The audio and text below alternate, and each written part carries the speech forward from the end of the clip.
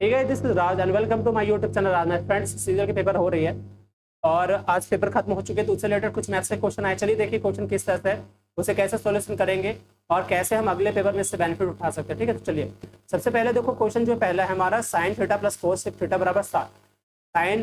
तो ये हमारा किस तरह से रूल के अकॉर्डिंग आ जाएगा, ये हमारा आ जाएगा कुछ ऐसे ए क्यू प्लस बी क्यू और बराबर हम क्या लिखते हैं ए प्लस बी का होल क्यू लिखते हैं -3ab इंटू ए प्लस बी लिखते हैं। क्यों पता है, ये हमारा इस तरह से फॉर्मेट में आ चुका है x Q plus 1/x Q के टर्म में। ठीक है, तो ये हमारा कैंसिल हो जाएगा, यहाँ पे हो जाएगा क्योंकि ये साइन और कॉसेक है और कॉसेक का वैल्यू 1/sin होता है, ये कट जाएगा। ठीक है, चलिए इसे रख दीजिए ए क्यू प्लस बी क्यू बराबर ए प्लस बी का होल क्यू मतलब 7 का क्यूब -3ab मतलब -3 ले लो, ए बी मतलब ये कट जाएगा आपस में साइन और कॉसेक इंटू ए प्लस बी मतलब 7। इसकी वैल्यू कितनी हो जाएगी 343 -21। आप आंसर लिखोगे 3 में से गया 2, यहाँ 2 बचा 3 यानी 322 इसका आंसर हो जाएगा। ठीक है, इसका आंसर कितना हो जाएगा 322। अगली क्वेश्चन देखो, कह रहा है कि ए एक काम को 12 दिन में कर सकता है, उसने 6 दिन तक काम किया और चला गया, और बी ने इसे 10 दिन में समाप्त किया। ठीक है, मतलब शेष काम को उसने 10 दिन में पूरा किया। यदि दोनों एक साथ काम करते तो उससे काम करने में कितना दिन लगता, काम कितने दिन में समाप्त होता है। ठीक है, तो चलो देखते हैं। अगर मैंने ऐसे कहा कि ए अगर मान लो एक काम को 12 दिन में करता सपोज, और हमने कहा कि ए अगर 12 दिन में किसी काम को करता है तो उसकी क्षमता अगर हम एन ने 1 मानी, जैसे देखो अगर हमने कहा कि ए अगर 12 दिन में कोई काम करता है उसने टोटल काम बी अगर 12 किया, किस हिसाब से करेगा ये भाई, तो देखो अगर हमने कहा कि ए एक काम को 12 दिन में करता है और उसकी क्षमता अगर 1 है एफिशिएंसी, तो टोटल 12 काम हो गए। राइट, अब कह रहा है कि वह 6 दिन करता है चला जाता है, तो 6 दिन करता है चला जाता मतलब 6 दिन में उसने कितना काम किया होगा, 6 काम किया होगा एक के हिसाब से। बाकी काम बी ने 10 दिन में किया। अच्छा बताओ 12 में से जब 6 काम चले गए तो बचा 6 काम, और इसको किया है बी ने 10 दिन में, तो बी की क्षमता कितनी हो जाएगी 6/10, क्योंकि 6 काम बी ने 10 दिन में किया, इससे क्षमता होगी 6/10 मतलब 3/5। तो क्या हम इसको लिख सकते हैं कि बी की क्षमता 3/5 हो जाएगा। बोला कि यही दोनों मिलकर काम करें तो काम को कितना दिन में करेंगे। तो देखो मुझे बताओ, अगर मैं ए प्लस बी की बात करूं तो एक का क्षमता 1 है, का क्षमता 3/5 है। जब दोनों को जोड़ोगे 5 1 3 8 है ना, इसकी क्षमता कितनी हो जाएगी 5/8 हो जाएगी दोनों का। अब अगर टाइम निकालना चाहे होते हो तो टाइम बराबर क्या होता है, टोटल वर्क बाय इफिशिएंसी होता है। टोटल वर्क हमने कितना माना है 12 माना है, इफिशिएंसी कितनी है ये 8/5, तो 5 हमारे इधर चला जाएगा। इसको काट दीजिए 4 से 2 बार में 4 तिया 12 3 5 15 और 15/2 यानी कितना दिन हो जाएगा भाई, हो जाएंगे 7.5 दिन। This is 7.5 days. ठीक है, इसके 7.5 दिन। ओके, पीडीएफ चाहिए होगा टेलीग्राम पे भेज देंगे, ले लेना आप। ठीक है, चलो कह रहा है एक आयताकार मैदान की भुजा 39 मीटर है और विकर्ण इसका है आपका कितना है, एक आयताकार मैदान की भुजा है 39 मीटर, उसका विकर्ण है 89 मीटर, मैदान का क्षेत्रफल बताता है, पूछा है। देखो ये आयताकार मैदान है भाई, और इसका मैदान अगर मान लो कि एक भुजा दिया हुआ 39 यानी इस भुजा को हमने माना 39, इसका विकर्ण यानी ये वाला हिस्सा जो दिया हुआ है ये 89 दिया हुआ है, तो इसको लिख सकते हैं ना। इसका विकर्ण क्या होता है √L² + B² होता है कि नहीं होता है, निकाल दो √L² + B², ये विकर्ण हो गया।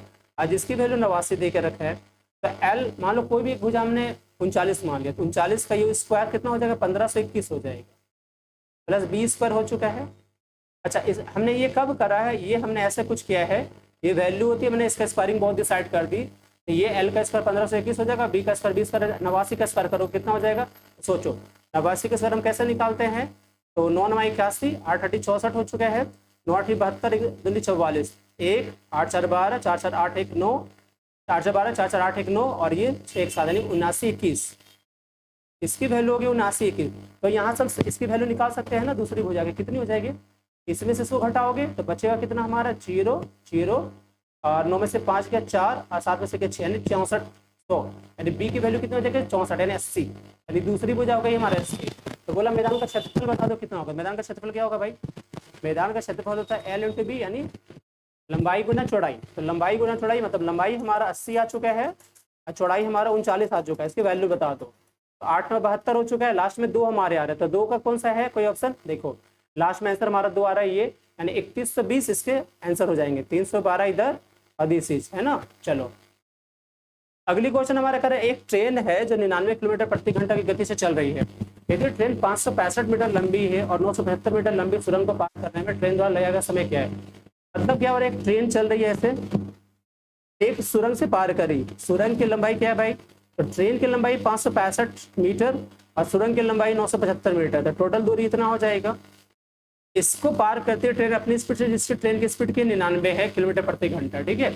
तो बोला समय बता दो, तो समय बराबर क्या होता है आपको पता होता है कि दूरी बटा चाल होता है। दूरी ये हो गया, चाल ये हो गया। अब ये का मीटर में है, ये हमारा किलोमीटर प्रति घंटा में, तो चेंज करोगे ना, इससे लोगों को 5/18 तो 18 में ऊपर कर देते हैं, ठीक है। अब चलो सॉल्व करो इसको। ये हो चुका है 5 5 10, 7 6 13 1 14, 9 5 14 1 15, नहीं 1540, ठीक है। 7 6 13 9 5 14 15, 1540 गुना 18 और बटा 99 गुना 5, इसको कट करो। हमने 9 से काटा तो 11 बार में कटेगा, 9 से काटोगे 2 बार में 18, ठीक है। 11 से काटोगे इसको, 11 से एक बार में और 4 44 140 खत्म। 5 से 28 बार में, 28 दूनी 56, दिस इज आंसर। 56 सेकंड में वो पार करेगा। अगली क्वेश्चन कह रहा है कि एक दीवार से एक सीढ़ी का उन्नयन का 45 डिग्री है, सीढ़ी की लंबाई 12 मीटर, तो सीढ़ी की दीवार और उसके बाद यानी पाँव से के बीच की दूरी, देखो ये दीवार हो गया दोस्तों, ये सीढ़ी हो गया, ये सीढ़ी हो गया है, इसका उन्नयन कोण 45 डिग्री है और सीढ़ी की लंबाई यानी ये लंबाई है सीढ़ी की 12, तो बोला सीढ़ी की दीवार और पात, यानी इस सीढ़ी का दीवार यहाँ हो चुका है, सीढ़ी का दीवार यहाँ हो गया और उसके पाँव इधर, यानी इसके बीच की दूरी बतानी। तो इसके बीच की दूरी कितना होता है बताओ। आपको पता है कि 45 के अकॉर्डिंग ये एक और एक होता है वैल्यू, और ये होता है √2, होता है कि नहीं होता है। √2 का मान अगर 12 है, एक का मान निकालना तो निकाल दो। √2 का मान अगर 12 यूनिट हो रहा है, एक का मान कितना हो जाएगा 12/√2, मतलब 6√2 आंसर, यानी 6√2 इसका हो जाएगा। चाहे इसके अगर आपका दीवार की लंबाई पूछता तो भी 6√2 और इसका ये भी पूछा तो 6√2 आंसर 6√2। ओके, अगली क्वेश्चन पूछा कि 9 अंकों की संख्या है जो कि 8 7 6 0 5 x 31 y 72 से विभाजित 2x - 3y का मान। देखो 8 7 6 0 5, ठीक है, x 3 1 y, ये 72 से विभाज्य है, ठीक है। तो बोला 2x - 3y, आपको पता है 72 से विभाज्य का मतलब 9 गुना 8 से कटनी चाहिए, और 8 से कटने का मतलब लास्ट के 3 डिजिट रेजुअल संख्या क्या था हमारा, कि 8 से कटने का मतलब लास्ट के जो डिजिट होते हैं वो 8 से कटने चाहिए। तो देखो लास्ट डिजिट को काटो, तो 8 या 24 यहाँ पे करोगे ना, यहाँ बचेगा 7 और यहाँ पे 2 रखते हैं तो 72 कट जाएगा, यानी 312 8 से कटेगा, तो y की वैल्यू कितनी होगी 2, तो यहाँ पे रख दे। चलो x वैल्यू कैसे निकालोगे, तो आपका कह रहा है कि सम ऑफ डिजिट्स अगर देखा जाए 9 से, तो 9 का मतलब कि सम ऑफ डिजिट 9 से कटने चाहिए। तो चलो जो है काटते हैं पहले, 6 और 3 9 खत्म हो जाएगा यहाँ से, है ना, 8 और 1 9 ये खत्म यहाँ से हो जाएगा, 7 और 2 9 खत्म हो चुका है, बचा है क्या 0 और 5 x। देखो अगर मैंने x की जगह 4 रख दिया, 5 4 9 कट जाएगा ना, यानी x का मतलब क्या हो गया, x की वैल्यू 4, तो देख दो 2 गुना 4। अब ये 8 और -6 कितने हो गए 2, आंसर हमारा क्या हो जाएगा 2 हो जाएगा, ठीक है ठीक है। चलो अगली क्वेश्चन कर रहा है, एक छात्रावास में 90 छात्र हैं, नए प्रवेश के कारण 30 नए छात्र मेस में शामिल हो जाते हैं और मेस का दैनिक खर्च 5 से 60 बढ़ जाता है, जबकि प्रति व्यक्ति औसत खर्च 10 रुपये कम जाता है, तो मेस का मूल दैनिक खर्च बतानी है। तो देखो हमने अगर मान लिया कि मेस का मूल दैनिक खर्च, सपोज ए हमने अमाउंट मान लिया कि पूरा मेस का खर्च है, ठीक है। शुरू में कितने स्टूडेंट्स है दोस्तों 90, तो अगर मूल खर्च मेरा ए है, टोटल अमाउंट 90 मेरा छात्र था, उसको भाग करोगे तो औसत खर्च निकलेगा एक स्टूडेंट का, ठीक है। बाद में क्या हुआ, जब 30 छात्र और आ गए, 90 पहले से था, 30 छात्र और आ गए, कितना छात्र हो गया, खर्चे कितने बढ़ गए, अमाउंट पहले से था 560 एक्स्ट्रा बढ़ गया, यानी नए खर्चे इतने हो गए। तब क्या हुआ कि हमारा अमाउंट जो पर डे का था वो 10 रुपये कम गया, यानी औसत खर्च पहले इतनी थी अभी घट गई तो बराबर 10 रुपये, यानी ये वाला वैल्यू कम हो चुका है, ये वाला वैल्यू कम, इसका बराबर 10। चलो इसको सॉल्व कर दो, कैसे करोगे भाई, सॉल्व करो, ये तो आसान है ना, कर सकते हो कि नहीं कर सकते हो। अगर मैंने यहाँ पे देखो, अब इसका 90 और ये 120 हुआ, ठीक है, इसके एलसीएम कितने हो जाएंगे, अगर इसका एलसीएम में बोलूँ तो 30 से होगा ना, 30, अब सीजीएल के स्टूडेंट हो तो कर सकते हो, 30 से 90 3 चौक 12, इसका एलसीएम अब ये 30 या 90 बच रहा है यहाँ पे 4, तो हमारा 4 इधर हो जाएगा, 120 30 गया बचा 3, तो 3 इधर हो जाएगा, और -3 गुना 560 को 18 5 3 15 16 1680 दिस इज, है ना, बराबर आपका 10। तो सॉल्व करो, 4 में से 1 गया, 3 बचा a, ठीक है, और इसको देखो 4 के 12 36 36 इधर हो चुका है, और 1680 इधर जोड़ दो, तो कितना हो गया 0 80 6 6 12 और 3 4 1 5, यानी 5280 इसका आंसर। कितने आंसर हो गए 5280, एम आई राइट, पक्का ना, गलती तो नहीं। चलो अगली क्वेश्चन कर रहा है एक त्रिभुज का आधार एक वर्ग के परिमाप के बराबर है और जिसका विकर्ण, देखो इसमें क्या क्वेश्चन कर रहा है, एक त्रिभुज है जिसका आधार मतलब ये बेस एक वर्ग के परिमाप के बराबर, मतलब एक वर्ग है जिसका परिमाप के बराबर है, जिसका विकर्ण 7√2, मतलब क्या है, इसका विकर्ण है 7√2 और ये जो है इसका जो आधार है इसके परिमाप के बराबर है। ठीक है, तो पहले समझो, इसका विकर्ण है 7√2, जिसका वर्ग का विकर्ण क्या होता है, √2 ए होता है कि नहीं होता है, बोलो। बराबर 7√2, तो खत्म हो गया, ए का वैल्यू क्या 7, यानी इसका हो गया भुजा 7, इसका परिमाप कितना हो जाएगा 7 चौक 28, तो 28 हो गई इस त्रिभुज की भुजा, एक आधार। और कह रहा है कि इसकी ऊंचाई यानी इस त्रिभुज की जो ऊंचाई है वो एक वर्ग की भुजा के बराबर, मतलब एक दूसरा वर्ग लेते हैं और इसका आधार जो है इस वर्ग की भुजा के बराबर, जिसका क्षेत्रफल 169 दिया हुआ है। इस वर्ग का क्षेत्रफल 169, इसका भुजा कितना हो जाएगा 13, इसका जो है ऊंचाई त्रिभुज का 13 दिया हुआ है। तो बोला त्रिभुज का क्षेत्रफल बता दो, क्या नहीं बता सकते, बोलो। ऐसा क्वेश्चन कौन कौन छोड़ के आता है बताना मुझे। त्रिभुज का क्षेत्रफल भाग आधार यानी 28 और गुना ऊंचाई यानी 13, काट दो, ये 14 बार में चला जाए, 14 गुना 13 कर दो, 13 चौक 52, 5 बच रहा है, 13 5 18, 182, दिस इज 182 आंसर। ठीक है भाई, चलो अगले क्वेश्चन कह रहा है कि केंद्र O वाले एक वृत्त में APB वृत्त P पर एक स्पर्श रेखा है, यदि MN एक व्यास ऐसा व्यास है जो क्या करता है, एंगल BPN बराबर 52 डिग्री बनाता है, तो एंगल PMN बतानी। चलो एक हमने ये वृत्त लिया दो फ्रेंड, है ना, एक वृत्त हमने लिया, थोड़े से गोल नहीं हो रहे हैं तो माफ करना। इसका जो डायमीटर है M और N है, ये है ना, और APB एक यहाँ पे एक स्पर्श रेखा है, मतलब यहाँ पे APB स्पर्श रेखा है कि नहीं, समझ रहे हो।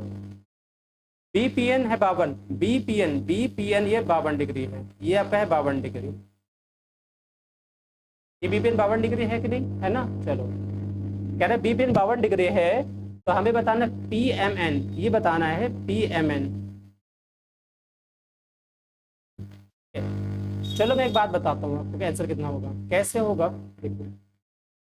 आपको पता है कि अगर हमने ये मिला दिया इसको, देखो तो ये एक इसका क्या हो रहा है भाई, कोड हो गया ना जीवा, और ये भी इसके जीवा होगी। अगर ये रेखाएं हैं तो क्या आपस में क्या करेगा, बराबर करेगा ना, तो ये आपका कितना कोण बचा सोचो आप। अगर मैं इसकी पूरे देखूं, देखो ये स्पर्श रेखा है पूरा, ये अगर 52 डिग्री हो रहा है, ठीक है, तो आपका क्या होगा, ये जो एंगल है ये कोड आपस में इक्वल करेगा ना, जो ये कोण होगा पता है ना आपको, वही यही कोण होगा, 52 डिग्री ये आंसर हो जाए, दिस इज 52 डिग्री। चलो अगली क्वेश्चन, दो संख्या है, तीसरी संख्या, पहली संख्या दूसरी तीसरी संख्या अगर 100 है तो पहली संख्या से कितना कम है, 37%, मतलब 63 है। दूसरी संख्या 30 कम है, 70 है। तो बोला दूसरी संख्या पहली संख्या से कितना अधिक है, देखो कितना अधिक है, 10 7 अधिक है ना, 63 से 7 अधिक है, तो कितना आंसर हो जाएगा 7/63 गुना 100, 7 से कितना मेरा कटेगा। अच्छा रुको क्या बोला है तो समझो, दूसरी संख्या पहली संख्या से कितना, हाँ ठीक है, तो कितना हो जाएगा भाई 7/9 काट दोगे तो आंसर हमारा 100/9 आंसर हो जाएगा, this is 100/9 answer, this is. अगला क्वेश्चन है a + b + c = 2 है, ab + bc + c = a - 1 है, तो a + b + c = 2, ab + bc + c = -1, तो aq + bq + c को -23 पूछा। चलो इसको देखते हैं। आपको पता है कि इस फॉर्मेट हम निकाल सकते हैं aq + bq + cq, -3 abc बराबर क्या लिख सकते हो, यहाँ पे a + b + c इंटू लिखोगे a + b + c का होल स्क्वायर लिखोगे ना, और -3 करके ab + bc + ca कर सकते हैं, नहीं कर सकते, क्यों कर सकते हैं, हमें पता है इसकी वैल्यू होती है a + b + c into a + b + c square -ab -b -c। हमने क्या करा, इसमें 2 और जोड़ दिया इसमें, है ना, इसमें प्लस और माइनस कर दिया, तो ये हमारी वैल्यू हो गई। चलो सो रखो, इसकी वैल्यू कितना, इसका वैल्यू 2 दूनी 4 हो जाएगा, -3 करोगे, इसका वैल्यू -1 है, तो -1 कर दो, यानी 3 -1 कितना हो जाएगा, +3 हो जाएगा ना, 4 3 7 दूनी 14, आंसर हमारा 14, दिस इज 14। तो दोस्तों चलिए ये हमारे कितने आज के सेशन के क्वेश्चन है ना, हमें मिला है तो इसके अकॉर्डिंग आप आगे की तैयारी कर सकते हो। अगर आज का आपका नेक्स्ट शिफ्ट है, कल की शिफ्ट है, परसों की शिफ्ट है, आप इसके अकॉर्डिंग देख सकते हो। आपको पीडीएफ चाहिए होगा, मैं इसके टेलीग्राम पे भेज दूंगा। Okay, bye bye, thank you so much, मिलते हैं नेक्स्ट वीडियो में। Bye bye, thank you.